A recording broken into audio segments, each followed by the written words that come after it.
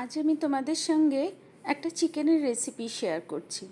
একটু স্পাইসি এই রেসিপিটা এবং একটু অন্য ধরনের। দেখলে বুঝতে পারবে যে বেশ ইউনিক স্টাইলের একটু রান্নাটা, এবং খেতে তো ভীষণ ভালো হয়। আর যেহেতু সামনেই জামাই ষষ্ঠী, তাই মনে হলো এই রেসিপিটা তোমাদের সঙ্গে শেয়ার করি। এর জন্য প্রথমেই আগে একটা ভাজা মশলা আমাকে রেডি করে নিতে হবে।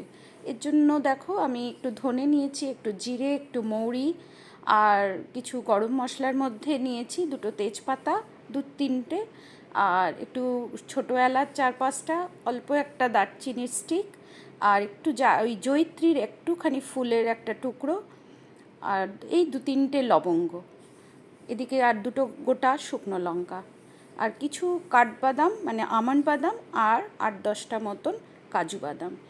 এই দিয়ে এটাকে খুব ভালো করে একটু ভেজে নিলাম। ভাজাটা এমন হবে যেন জাস্ট একটা ওই ভাজার স্মেল এলেই যথেষ্ট, বেশি লাল করে নয়। তারপরে গ্যাসের ফ্লেমটাকে বন্ধ করে দিয়ে আমি একটু কসুরি মেথি আর ডেসিকেটেড কোকোনাট অ্যাড করলাম।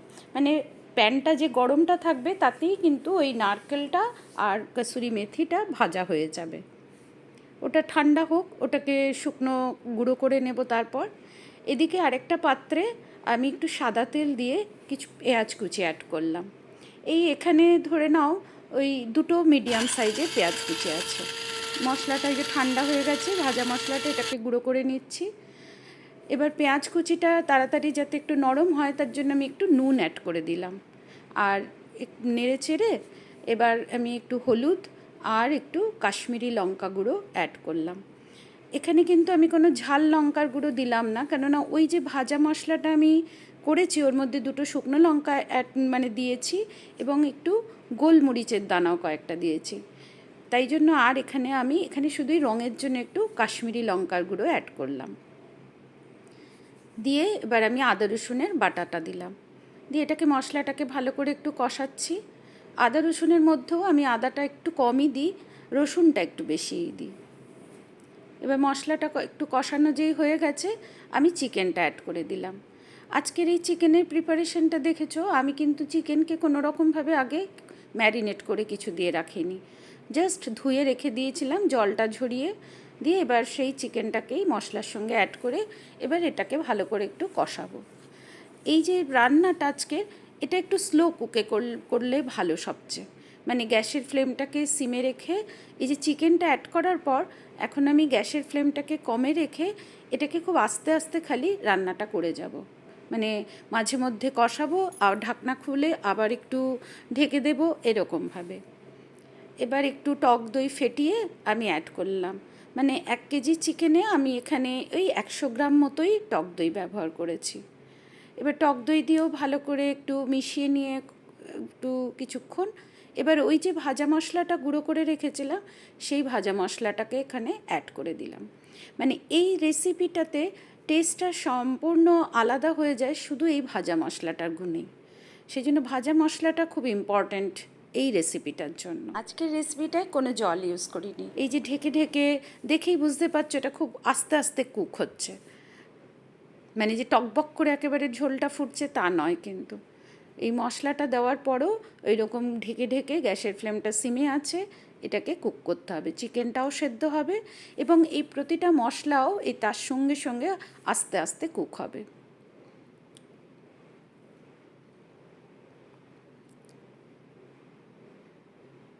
এই সামনেই জামাই ষষ্ঠী আসছে, সেই উপলক্ষেই মনে হলো যে একটু স্পাইসি কিছু রান্না তোমাদের সাথে শেয়ার করি, এবং একটু যাতে অন্য ধরনের হয় চিকেনের রেসিপিটা।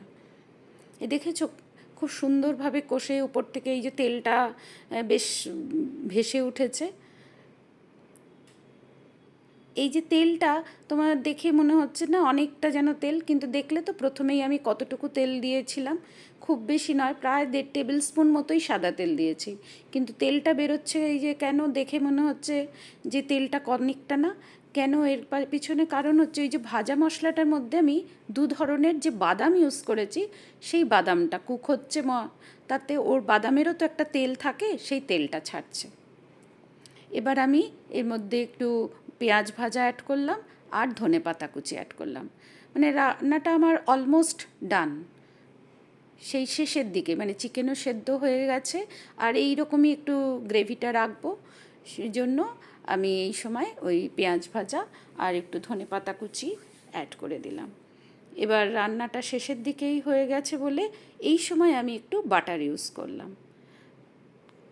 এবার বাটারটাকে খুব ভালো করে এর মধ্যে মিশিয়ে দিচ্ছি এবং এবার আমি গ্যাসের ফ্লেমটাকেও অফ করে দেব। মানে বাটারটা দেওয়ার পর আর বেশিক্ষণ গ্যাসের ফ্লেম অন করে আর রান্নাটা করব না। এটা কিছুক্ষণ একটু স্ট্যান্ডিং টাইমে এই জন্য ঢেকে দিলাম। আর সার্ভ করার আগে আমি ওপর থেকে আর একটু কসুরি মেথি আর অল্প একটু ভাজা পেঁয়াজ ছড়িয়ে এটাকে সার্ভ করে দেব। রান্নাটা মানে খেতে ভীষণ ভীষণ অন্যরকম একটা টেস্ট হয়। মানে এটা পোলাও বা ফ্রাইড রাইসের সাথে যেমন ভীষণ ভালো যায়, সাদা ভাতের থেকেও এটা সাদা ভাতের জন্য ঠিক নয়। আর রুটি পরোটার সঙ্গে তো অবভিয়াসলি খুব ভালো একটা রেসিপি। বানিও এবারে জামাই ষষ্ঠীতে। এবং এই জামাই ষষ্ঠী উপলক্ষে আমি দেখবে পরপর কয়েকটা যে রেসিপি শেয়ার করলাম তোমাদের সাথে, সবকটা রেসিপিই কিন্তু খুব অল্প সময়ে এবং বেশ একটু স্পাইসি এবং অন্য ধরনের টেস্ট হবে এরকম। এর আগে যে পোলাওয়ের রেসিপি বা মাছের রেসিপি কয়েকটা শেয়ার করেছি, বানিও জামাই ষষ্ঠী স্পেশাল রেসিপি।